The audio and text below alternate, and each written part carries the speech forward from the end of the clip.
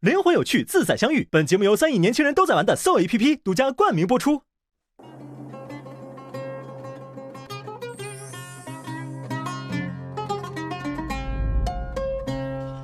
怎么做？我可能得坐稍微靠外一点的，这样我腿好放。你就坐那儿呗，然后我坐这儿刚好。OK。哇，等一下。哇，你要不要我拖一个外套给你？这有一个，哎，这，你不用拿这个垫子，这后面有一个布。谢谢。好了，我征用了。他们另外一组还没来吗？不知道这个大圆柱是什么？到时候一开帘子，一个美女，一个帅哥，一个新嘉宾。不会新嘉宾是这么登场的吧？哎，里面真的有个人哎。Hello。哟。你们这带的什么啊？这是礼物吗？这给我的吗？是啊。哇，咋这么贴心啊？等等，再来。我们先坐。我们来这边啊。哦。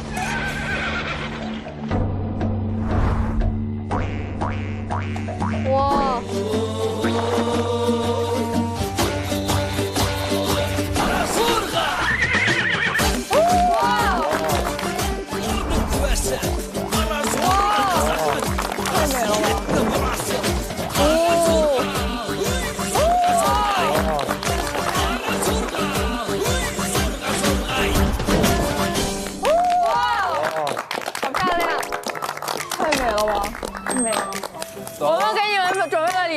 我们也给你们准备礼物了，我们准备了大山里的空气，现在全部呼给你们。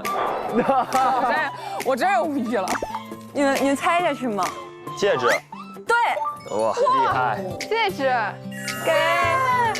哇，这好漂亮！哇，现在就要戴上，好漂亮哦！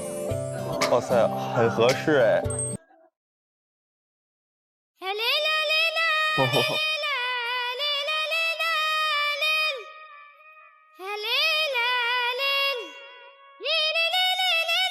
蛇？真的吗？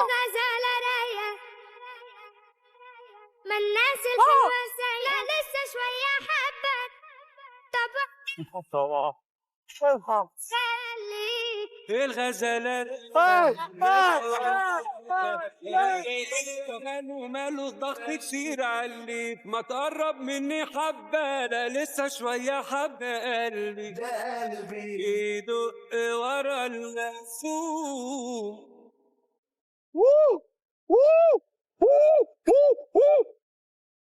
راسه متشرب على كارثة وحده نديله ناس胆这么大！你要马上体验一下。凉吗？有一点感觉。好厉害！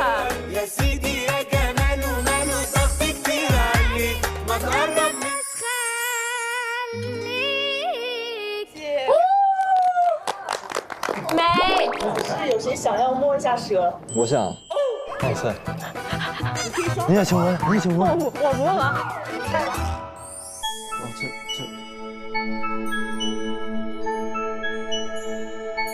我能挂一下吗？可以自己挂，直接挂上就行。我的妈呀，好大哟！别把它挂上，它自己会。我天！哇！你可让它一定在你身上待着，你不让它掉下来了。头在头在这儿。他说头在哪儿？还有谁想摸一下？我这里。你们都不怕吗？很可爱啊，很可爱。我要窒息了。我摸一下，软的，它很软。对。很可爱啊。哎，好 Q 啊！这个看好可爱。哎，好萌啊！可爱。谢谢，养的真好。很可爱。所以你们今天玩的怎么样？好玩吗？你们都去哪儿了？我们就特别想知道。哎呀，一个很神秘的地方，而且绝对是你们单独来体验不到的。我们那也是你们单独来体验不到，我们包场了。我们包了几十座大山。你们是在山上干什么了？秘密保密。哦。哎，那我们举杯吧，我们先敬一下今天吧。今天的老几也辛苦了，谢谢你们的礼物啊！来敬一下，敬一下。谢谢你们的礼物。空气，谢谢我们的空气。小轩，来，哦，这么搞吗？小新，白药，七月，来四姐妹，来四姐妹，来四帅，来，哦，咱们4个再碰一次吧，咱们是大拇指，大拇指，来，往我这边凑一点吧，他们咋那么多活儿啊？他们现在好有活力啊！哎，往我这边凑一点吧，我这边不好凑。我们像一群老年人。3、2、1，动筷，我们吃吧。我想来个羊排了。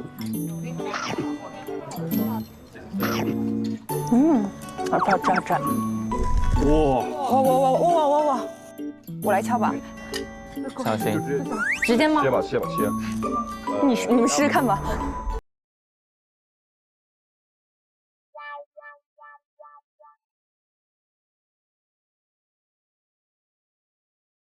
哎，你抬头。哎，拍得上？能拍到吗？能拍到吗？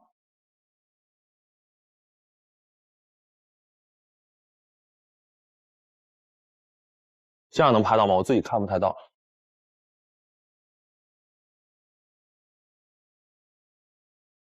来了 ，OK。哎呦，好诡异的，哎呦，还有好诡异的姿势。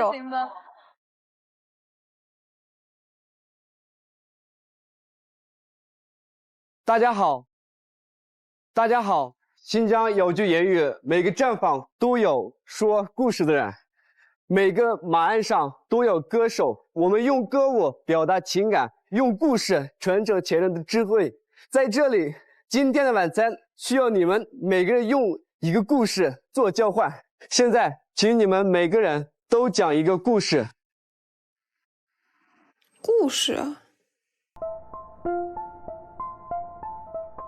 我想一想，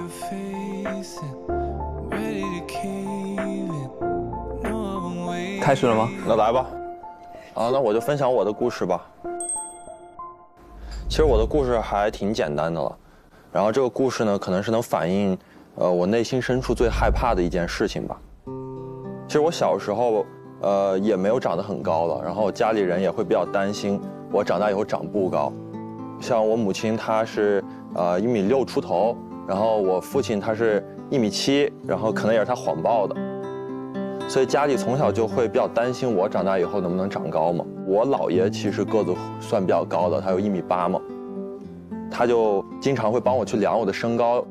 就不知道大家小时候应该都一样吧，就每隔一段时间他就去拿那个笔往墙上画一下你这段时间长到多高了。然后反正这个故事呢，就是最后就是我长到这么高之后，我姥爷其实是唯一一个没有见到我长到这么高的人。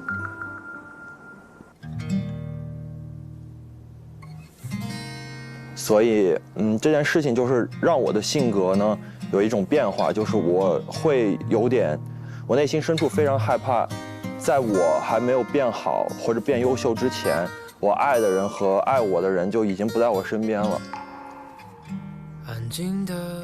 所以可能在这趟旅程中经常讲话呀，然后有很多表达，其实就是我很珍惜这趟旅程，然后我也很珍惜我们能现在坐在这里一起吃饭呀玩啊。我就很害怕在这趟旅程结束前我没有来得及展示一个最好的我，然后这趟旅程就结束了。所以对，反正这就是我内心深处最害怕的一件事吧。我们都不会离开你的。我也希望你们能在这个旅程中，就是看到一个更好的我吧。我想说的是，今天其实帮了我很多，因为今天我实在是不太好，然后就特别紧张，然后也特别对不起我的 partner。没关系。在车上的时候，就一句话都想不出来该怎么说，但是就你就会就跟我聊天什么的，所以说我觉得你在我心里已经非常优秀，特别有魅力。谢谢，我们都很有魅力了，大家都很有各自的特点。来吧。OK， 来。我要讲的这个故事可能有点沉重，还有就是我表达可能会稍微慢一点，可能需要。没关系，加油加油，都在这，没关系。我要讲的故事是关于我的篮球梦想啊。然后为了这个梦想，经历了很多训练，也经历了很多就是打击和嘲讽吧。我在学校的时候最自律的一天是什么样子？早上可能7点钟上早读，然后我6点钟会起来去操场先跑2公里。中午的项目是深蹲，下午放学之后要么是打球，然后要么是回宿舍练习那个哑铃，然后晚上就是为了长高的那个脚上套一个那个钩子，然后我就倒挂在那个单杠上面。但是就我们那个学校，它是非常注重于学习的。当时的高中班主任就告诉我们，就是要做好每天就2点一线，然后孤独，然后学习3年的这种准备。就感觉这不太是我想要的，然后当时我就不太想读书了，然后跟我爸妈爆发了一次比较大的争吵。当时我就把自己锁在那个房间里，不想去上学，然后我爸妈就在那个房门外就非常生气，然后我爸就在房门外就把我也算是陪伴了我很久的一个篮球拿过来，他说你要是带不出来，我就把他这个篮球给扎爆。然后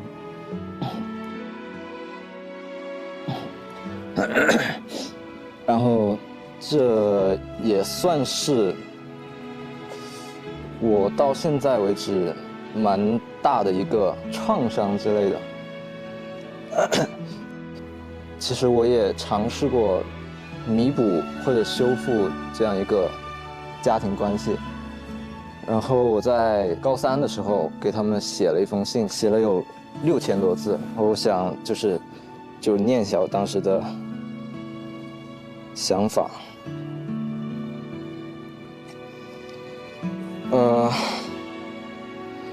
可能这也是疏于沟通吧。我是特别不擅长面对面讲出自己想法的一个人，情绪跟你们讲的时候，情绪总是很激动。每个人的人生都是不同的，也是属于他自己的。我们无法强制、干涉和改变一个人，只能相互支持，提出一些善意的建议。即使你认为那条路是危险的、自毁前程的、注定失败的，但是当一个人做出了决定，那就是他所必须经历的。成功也是他，失败也是他，这是他的选择，这些都是人生的重要体验。你们18岁的时候渴望冒险，然后现在40岁了，需求稳定。那我也像你们一样，等到40岁想稳定了，再找一份稳定的工作，再去想你们所想的稳定的事情，再让我的儿子也去考一个好大学，找个好工作吧。然后后面虽然没有回信，但我能感觉到一些他们的改变吧。然后其实我还想说的是，就是这件事情对我来说可能算是一个就是比较隐私然后比较私密的事情，然后我不太敢在就是大家面前表达，可能大家会感觉得到我是还是一个有点封闭的人，但是我觉得我能讲出这个故事，我真的有在努力改变我自己。其实我很羡慕你，我觉得你能够找到自己生活中的支点，并且你愿意也做出了很多的努力，为他付出了很多。我觉得这点我很羡慕你，而且你真的当父母觉得这些事情会影响到你的生活的时候，你能够为了自己的梦想，你没有向他们妥协，这一点已经很棒。因为我没有做到。你身上还有很大的魅力，然后这趟旅途中一定会展现出来的，我们大家都会看到的。你就按照你自己的节奏去跟我们一起相处就可以了。其实，那就直接来到我吧。我想分享的一个故事是我大学以后的学姐的故事，但是这个学姐呢，她其实60岁了。我是怎么认识她的？是来自我的一次支教经历。见到她那一刻，我其实觉得她不像50、60岁的那个年纪，说话的语调、语气都像一个少女。她从电视台退居幕后以后，毅然决然的就选择了扎根到那个小山村，只是因为她看到了那个山村教育的落后。她一辈子目前为止无婚无育、无儿无女，父母也不在了。然后后面的时候，除了这个事情让我感到温暖的，还有那些小孩子们，就是因为我是一个反复否定自己的人，就比如说一件小事没做好，我就会全盘否定自己。但是那些孩子们只是通过短短的一个寒假的相处，或者只是一阵子的陪伴，他们能记住你很久很久。一些孩子们叽叽喳喳的给我打电话分享他们自己生活中的日常趣事，然后问我说：“老师，你什么时候回来呀？我好想你。”我就觉得说，我是被需要的，我是有用的，我有被人需要。想到他们的时候，我感到幸福。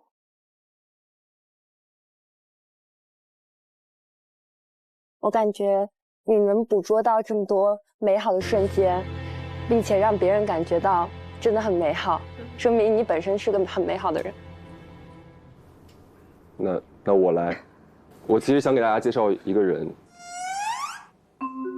其实大家不知道，我们其实有9个嘉宾，就是其实我有个双胞胎弟弟，没发现吗？什么？没发现吗？可以猜一下我的双胞胎弟弟叫什么名字？黑曜。哦，因为我刚来节目的第1天的那个签到表上，我写的 MBTI 其实是2个，一个是 INTJ， 一个是 ENTP， 就是我的行为模式是 INTJ， 但是我内心那个黑曜，然后它是 ENTP。那接下来我就把黑曜召唤出来，让黑曜跟大家聊聊天。要变身。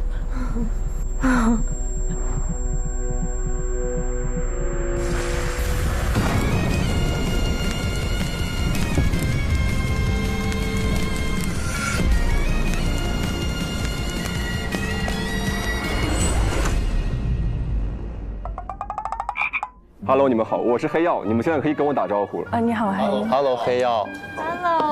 Hello。我哥哥白曜他其实是一个不太自信的人，他也是一个很容易内耗、很容易质疑和否定自己的人。他之前在高中的时候参加过艺考，然后到最后一试的时候，因为突如其来的一场高烧，他与自己理想的学校失之交臂了。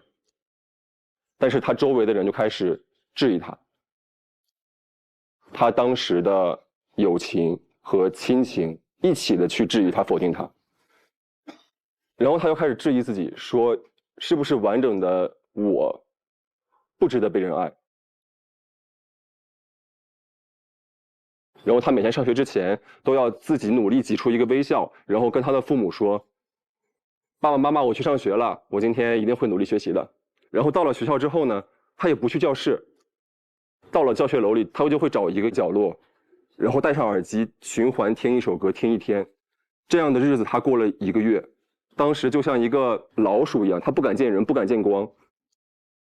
然后我黑曜就诞生了，就是我是那个在当时校园里的阴暗角落里去陪伴我哥哥白曜的人。对。我现在把我的身体交给白药。其实这个黑曜，我有跟他聊天，在白曜压力大的时候，黑曜就会在朋友圈里给白曜鼓励。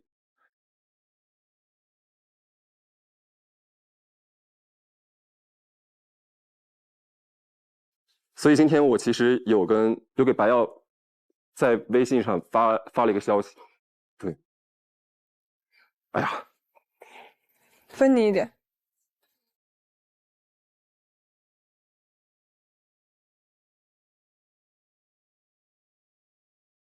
加油！没有。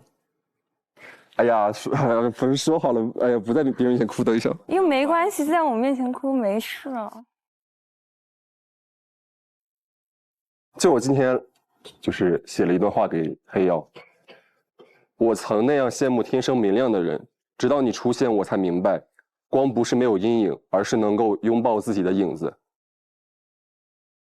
我姓孙，孙在英文 SUN 是太阳的意思，而真正的太阳是从来不怕承认自己也有过漫长的黑夜。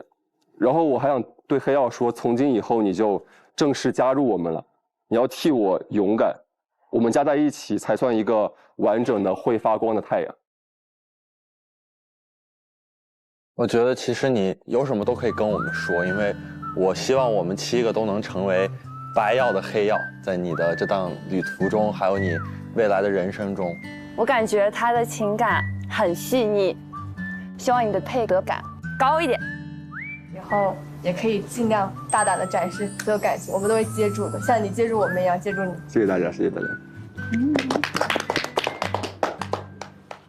有点小感性哦，我就欢快一点，咱们就轻快一点吧。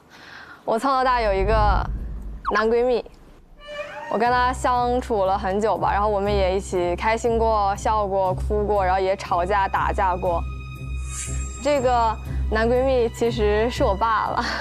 其实我觉得我跟我爸的相处模式和传统意义上的父女的相处模式不太一样，相处起来很像朋友，没有说太多的那种威严感啊、距离感啊之类的。我之前印象很深刻的一个事情，就是我随口说的一些小事，我爸爸他全都能记住，并且给我落实到。之前在上学的时候，因为那边没有卖糖葫芦这，我又很喜欢吃甜的，我很想吃糖葫芦，我就每天跟我爸去念叨说，哎爸，我回去好想吃糖葫芦啊，怎么样。但我也就是随口一讲，我就觉得他也是随口一听。但是当我回家一推开家门，我就看到他手里拎了一个大袋子，都是串，里面就是他去买的糖葫芦，大概有8、90根吧。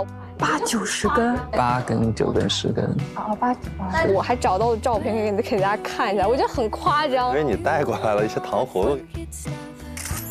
哇，我觉得很夸张，这么大一袋子，就是很多这种小点、小细节，我能感觉到他对我的爱其实是非常大、非常大的。然后呢，我爱你，宝宝。爸爸看到了吗？学着点儿啊！那我来讲吧。来吧，能王。来吧，能听。就故事的开始，有一个小男孩突然掉落到了一个新的岛屿上。然后他来到这个新的岛屿，他感到非常彷徨，因为是一个全新的环境，他也没有熟悉的朋友，只能自己一个人探索这个新环境。他尝试着去学习当地部落的语言，然后尝试去融入当地的文化，但是好像行不太通。就其实那个小男孩就是以前的我，对，就我那时候初中的时候，我刚从广州就转学到马来西亚上学，到那就一个全新的环境。一开始我就尝试去交朋友，然后我就尝试着怎么跟他们去玩、去交友，但好像就怎么样尝试都还是融入不太进去。就每天就很孤单吧，然后就很内耗。但是后来我慢慢的我也开始习惯了，就我觉得好像一个人也挺好。正是因为有这些以前的经历，才能让我在新的环境或者不同的环境也好，可以更好的去适应，然后去生活吧。我非常能懂你这个感受。每个时间的自己都是人生中的一小块碎片。对。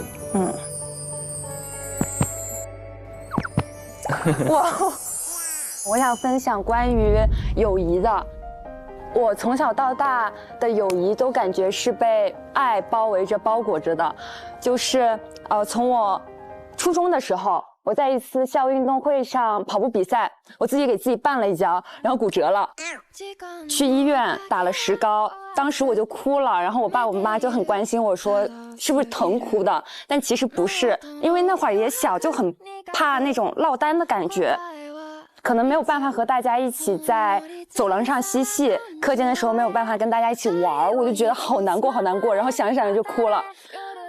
但其实我的初中的同学都对我特别特别特别好，他们就手写了一封画，这种简笔画，就这种，然后下面有我们班所有人的签名，就祝我早日康复。然后其实上面有一个很搞笑的是，我上课流口水，然后他们也给我记录下来。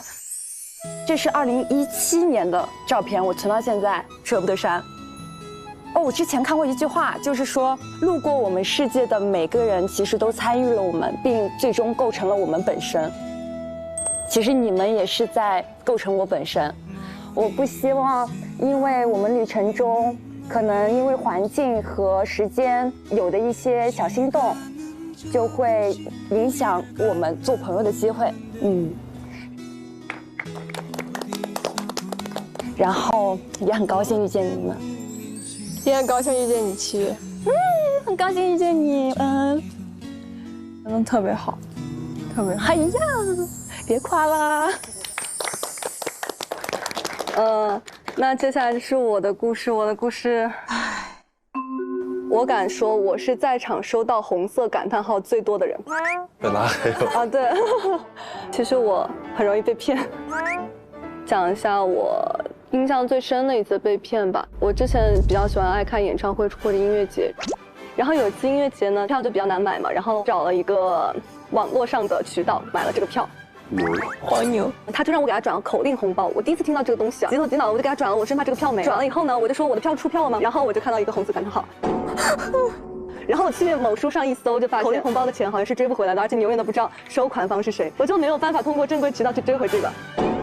然后第二个我印象比较深的就是，那场跨年演唱会也是没有正儿八经的售票渠道的，我就找了一个人，他的朋友圈大概是有点像主办方的赞助商，所以他可能手里有点工作票。然后我转过去以后，我说快递给我寄顺丰款，就是票一般是文件夹嘛，结果那个是一个快递盒，然后我还以为他还给我寄了什么小礼品之类的，然后我就当着我的朋友面还给我录了开箱，我说我要给你们开票了，然后打开2包鸭头，衢州特产。提高反诈意识，有些时候不要太执拗。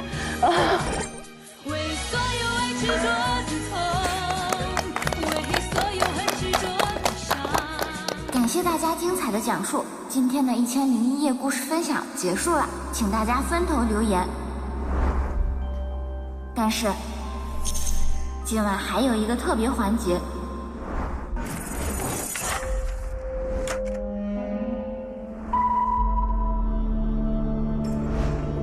为了感谢你们今晚的故事，留言录制完毕后，你们可以往神灯里放一个心愿，神灯会在旅程结束前实现你们的心愿。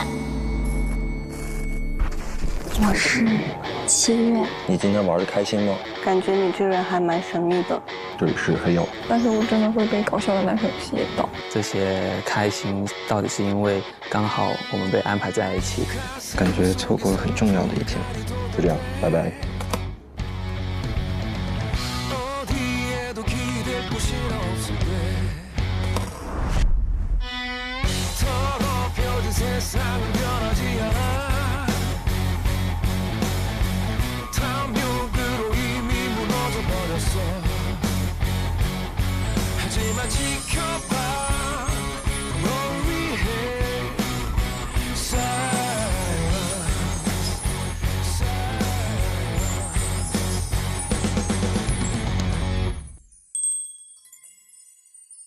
灵魂有趣，自在相遇。本节目由3亿年轻人都在玩的 Soul APP 独家冠名播出。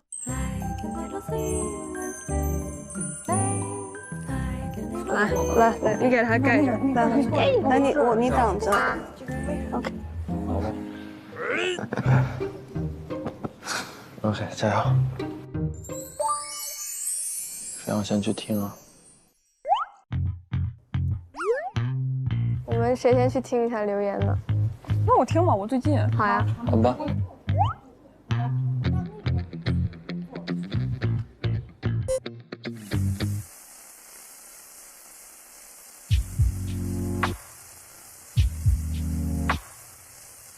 我们好像都是一个容易内耗、容易焦虑的人，就很尴尬，就是咱俩在接触。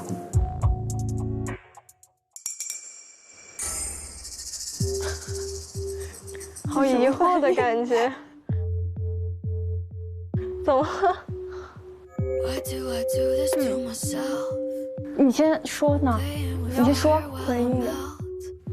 我没收到，我没收到。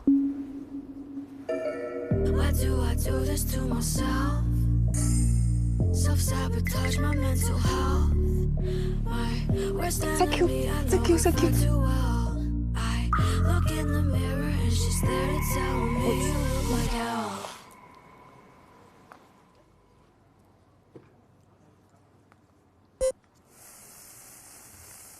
Hello， 七月，我是小新。Hello， 七月，我是潘伟轩。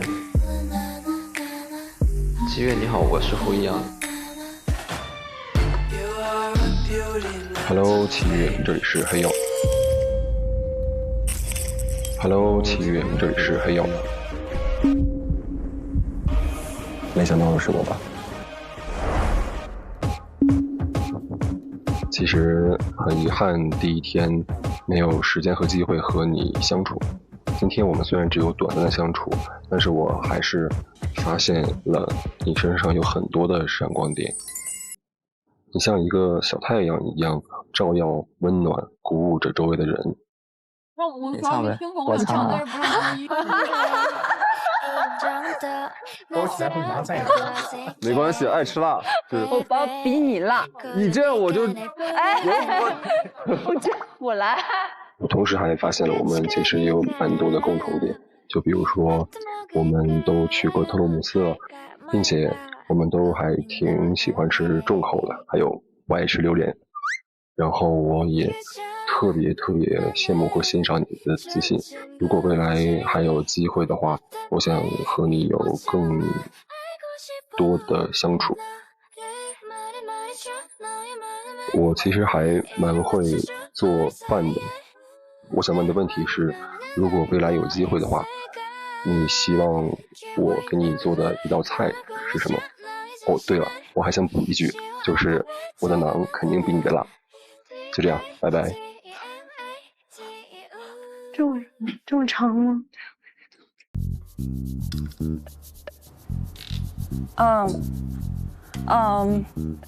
酸菜鱼。酸菜鱼。酸菜鱼是什么？酸菜鱼是什么？我感觉应该是跟他同行的人。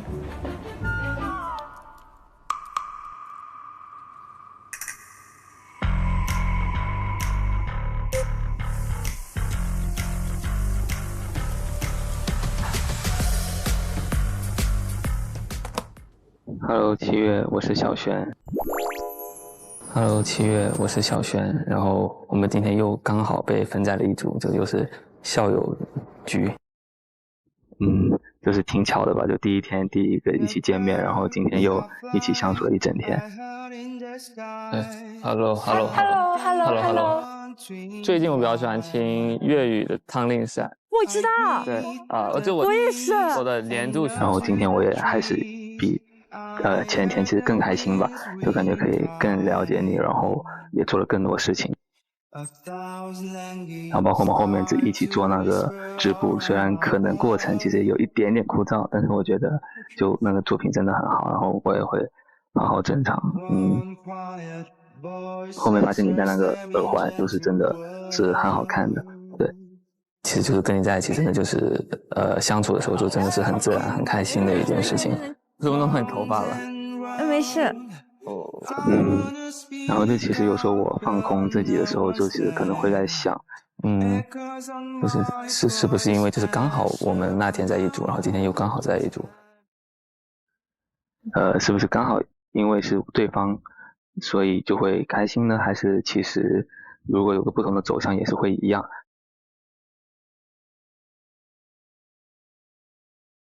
所以我想问你的其实就是如果你收到这条留言的此刻是开心的话，就说一句我很开心，对，这是我的问题。我很开心，我很开心。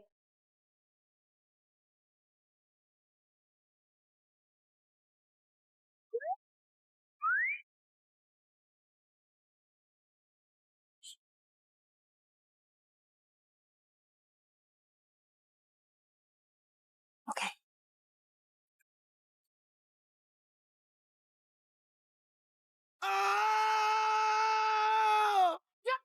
You know I keep doing it. Sometimes you know I keep doing it. Good times you know I keep doing it. Good times you know I keep doing it. No means no I didn't do it. No means I know I didn't do it. No means I keep doing it. 我感觉因为现在大家其实还没有相处特别久，然后感觉还可以再多接触一下。No means I know I didn't do it. No means I keep doing it. No means you know I keep doing it. 那我听吧，我都站起来了。爷爷好难受，爷爷把自己折叠到一起了。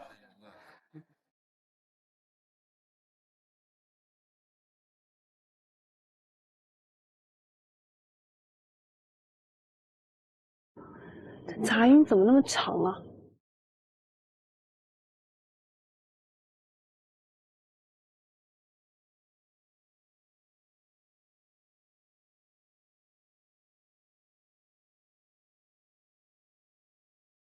没事没事。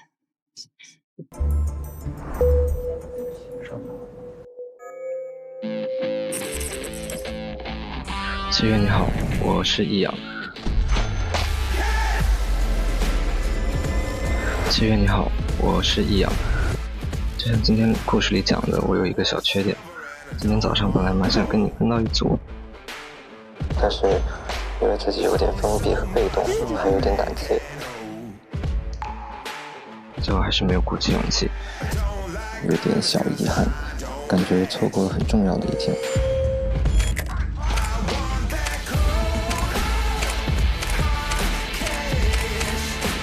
感觉错过了很重要的一天。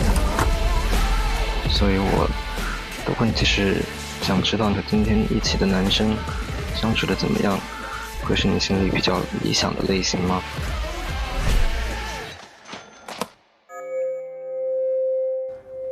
我感觉因为现在大家其实还没有相处特别久，然后感觉还可以再多接触一下。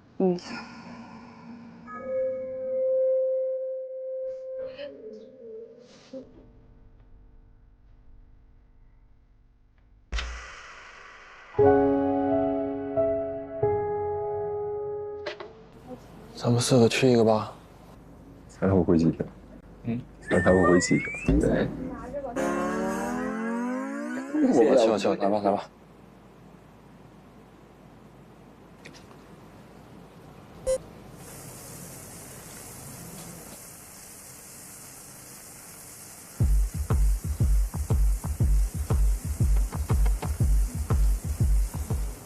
Hello Milk Tea 小新，我是恩恩。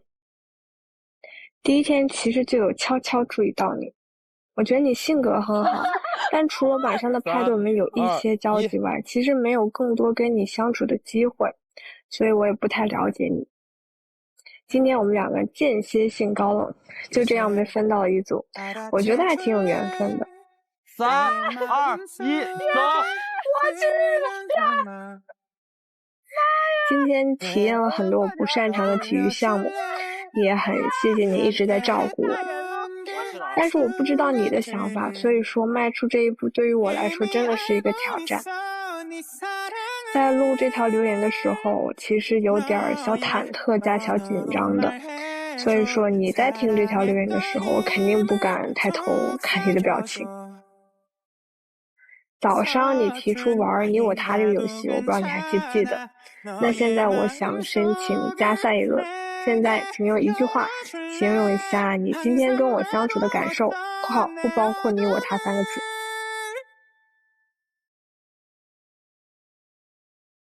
OK，小新今天玩的非常开心。小新今天玩的非常开心。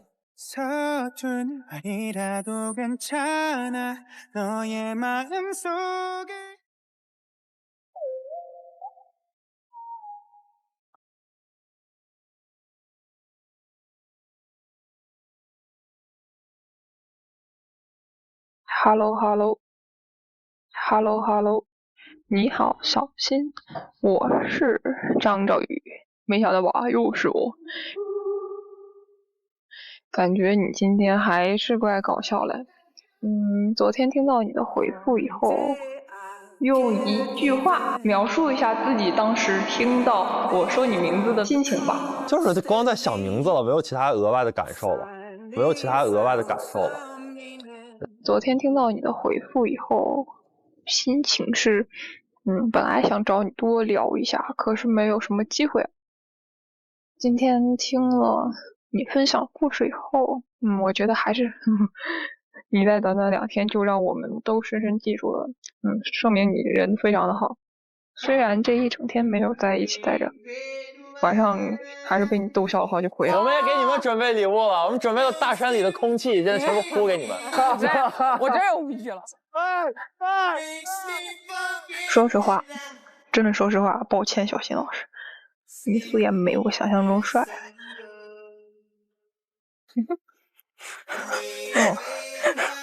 但果然我还是会被搞笑男吸引。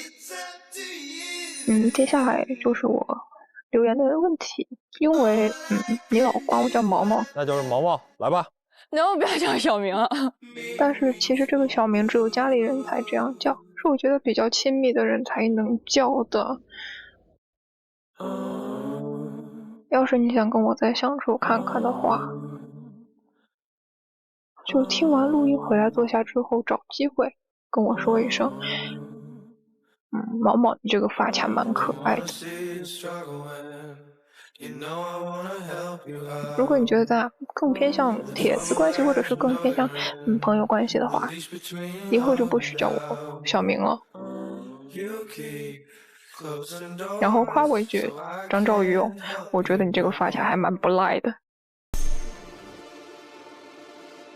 不过别有压力，不管你怎么说，我觉得我们都能变成很好的朋友。谢谢你，拜拜。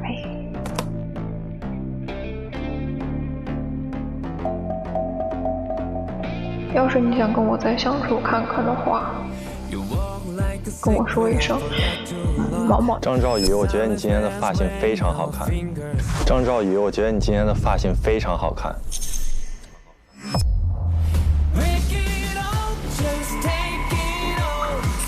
如果你觉得咱俩更偏向铁子关系，或者是更偏向朋友关系的话，张兆宇，我觉得你今天的发型非常好看。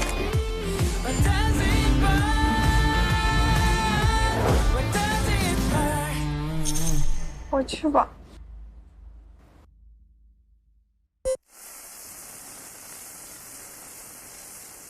Hello， 我是小新。前一天和你的接触不多，但是今天我们玩的真的很开心。睡着了。我感觉也很幸运。你今天玩的开心吗？对我这个搭档还满意吗？今天在滑冰场的时候，一开始我注意到你有一些紧张，但是最后我们还是一起完成了挑战，感觉你很棒，你很勇敢。你马上就要滑到终点了，坚持一下。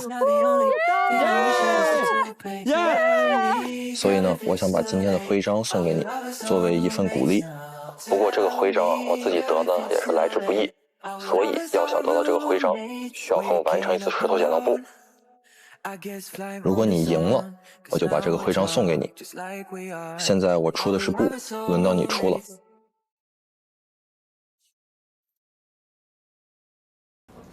我出剪刀。剪刀石头布。现在我出的是布，轮到你出了。我出剪刀。OK， OK， 给你，给你，这个冰系大师哦。谢谢，我会好好保管的。好的。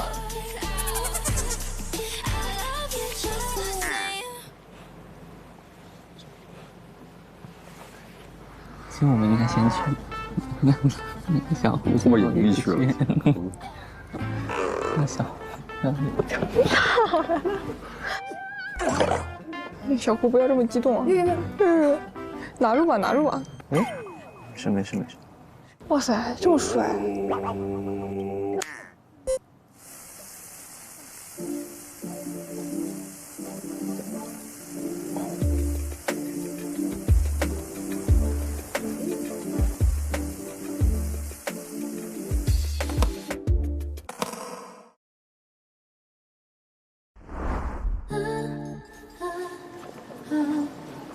回复了。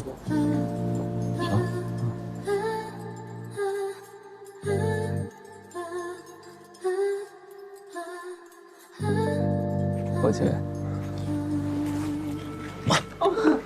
没事。不，都还不太熟练。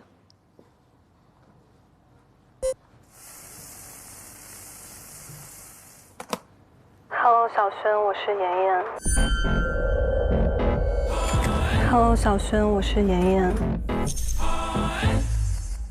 其实这2天我跟其他3位男嘉宾都有一些接触。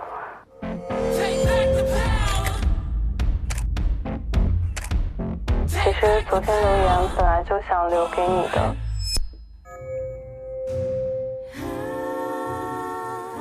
但是确实没有那么多的接触，所以选择了跟你拍最后一张照片。哇！大片视角。我觉得你是一个很神秘的人，但是这2天的相处下来，我发现你是一个很绅士、很会照顾人的人。谢谢。所以今天我很想把留言留给你。想知道你们今天发生了些什么有趣的事情，或者是明天我们可以多多沟通接触一下吗？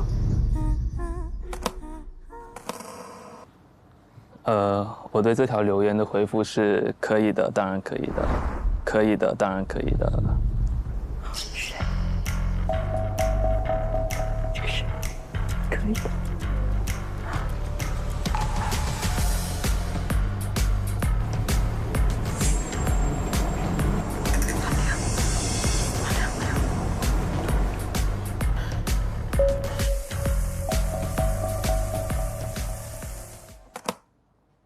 小轩你好，我是7月。今天也是很开心的一天，和你一起完成的那些体验也都很有趣。那是牛奶味的。能够感受到你是一个很好的人，你对我对每一个人都很照顾，你好像永远都不会生气。好像也不太考虑自己的感受，所以我今天的问题就是，我对这个留言的回复是，我不要，我不要。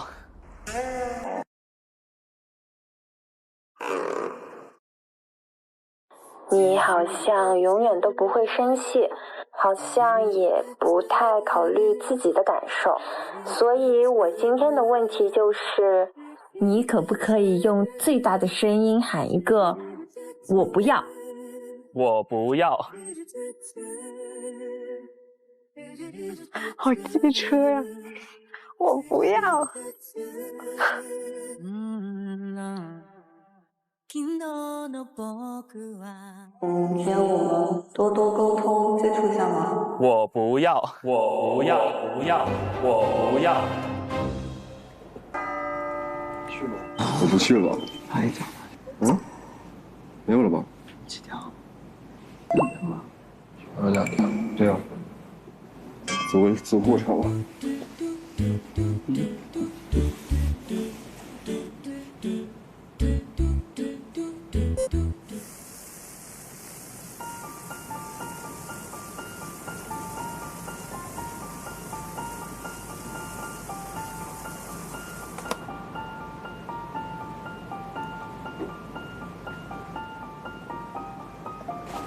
小心小心。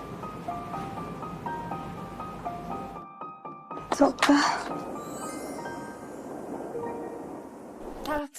此刻我们先发瞬间。哎，是的，没错。树洞时间到。充满民族风情的乌鲁木齐给你留下了怎样的初印象？相信有趣的灵魂总能解锁不同寻常的风景。现在，请每人选择一段今日最想分享给大家的视频，通过 Soul 发送瞬间，和灵魂挚友共享你的今日瞬间吧。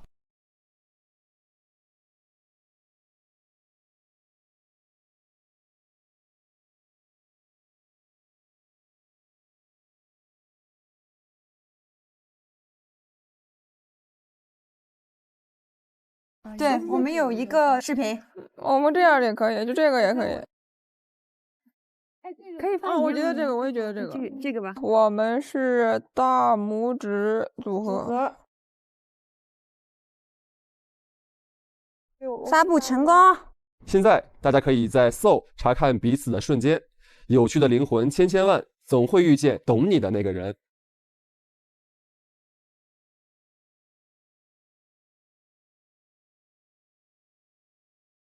Memorize every color in your eyes. 让我看看。 Quiet universe inside.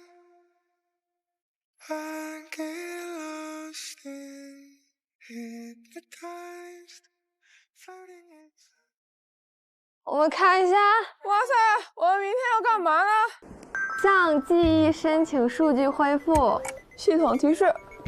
加载中，此版本或已停更，明日请穿好校服等待通知。哇塞，那明天干嘛？哦，没了，什么意思啊？明日请穿好校服等待通知。回到第一天的意思吗？什么意思？看一下。不是吧？是不是有人要来呀？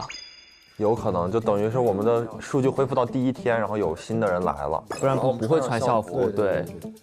猜一下男生女生，我觉得可能是一起来，期待一下吧，那就可以啊，可以啊。他们关门了吗？他们不会已经睡了吧？哎，不至于吧 ？Hello。 Hello。你们全体出动了？就是能不能跟你们4个换一个房间？因为我们的房间它有点冷，然后女生可能在冬天有点怕冷。 可以啊，可以啊，好，谢谢。7月，我能和你出去，可以聊一下吗 ？OK， 那就在这聊也可以。可以。我刚才看那个手册，不是讲到那个校服吗？然后我的名牌不是在你那儿吗？好。所以，那你等我。 OK， 那我在这等你。好 ，OK。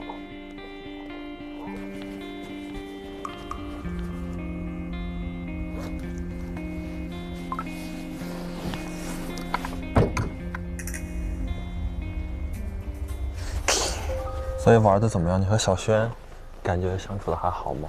好玩吗？感觉还是属于一个，因为还不久嘛，大家接触的状态。对，还是觉得多接触几个人，是挺好的。你觉得呢？今天？我今天反正玩的还挺开心的，我觉得冰壶很好玩，然后我们4个也都玩的很开心。所以你今天感受还不错。我感觉还挺好的，也认识了一下新的同学吧，因为我和那个恩不是第一天也没什么接触嘛，对，所以都还在一个接触的状态中。OK。那我们可以住这个，就我感觉没有想象中的那么冷。那我们找一下7月好不好？7月他俩在私聊。哦，那我们不找他们了。 7月今天晚上给谁留的言？你有忘了他吗？我感觉他应该给小轩留的。我推测了一波。小轩，就是我想想，我当时还是给小新留的。你给小新。对。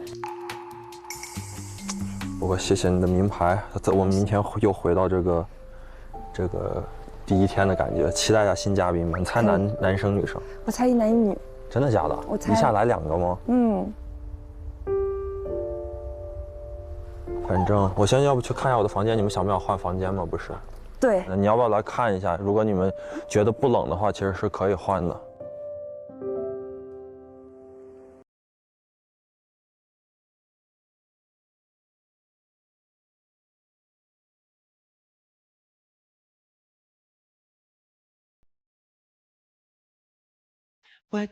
明天我们可以多多沟通接触下吗？可以的，当然可以的。我不要。昨天我们共度短暂相处，想跟你分到一起，还是没有鼓起勇气，感觉错过了很重要的一天。今天是因为是对方，所以就会开心呢？还是其实如果有个不同的走向，也是会一样？我很开心。要是你想跟我再相处看看的话，如果你觉得咱俩会更偏向朋友关系的话，张兆宇，我觉得你今天的发型非常好看。剪刀石头布，我赢了。现在我出的是布，我出剪刀。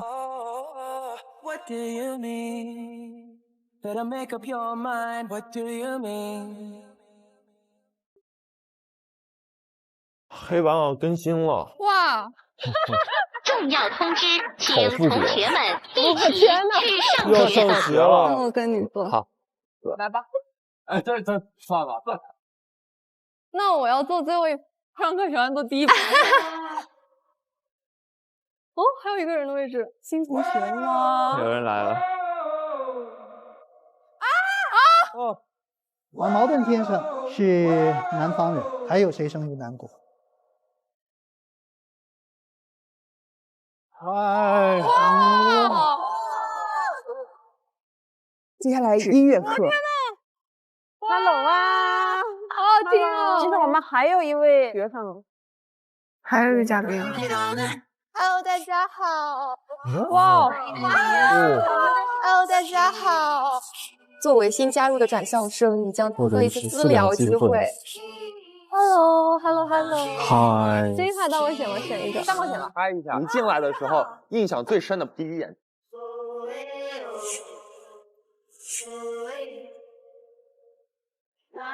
爱学德语。有点不太记得刚刚看过的。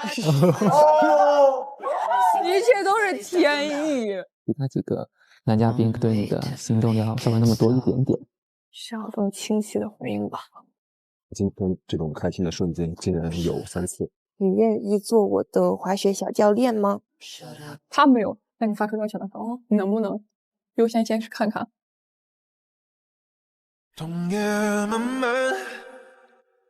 20岁冬季追踪日历来啦！3月24日起 ，SVIP 用户每周2、周3 12点看上下集 ，VIP 用户每周3、周4 12点看上下集，非会员用户4周周3、周4 12点可解锁。周3 12点，怦然学姐碎碎念，怦然学姐陪看上线。周4 12点，砰砰蹦蹦大课件解锁欢乐游戏局。周5 12点，加更冬日研学生更多精彩。周6 12点，青春4件套超全大揭秘。周日公公圆圆看一特辑，不定期惊喜掉落，记得来看喽！更多精彩内容尽在新浪娱乐微博综艺、新浪综艺。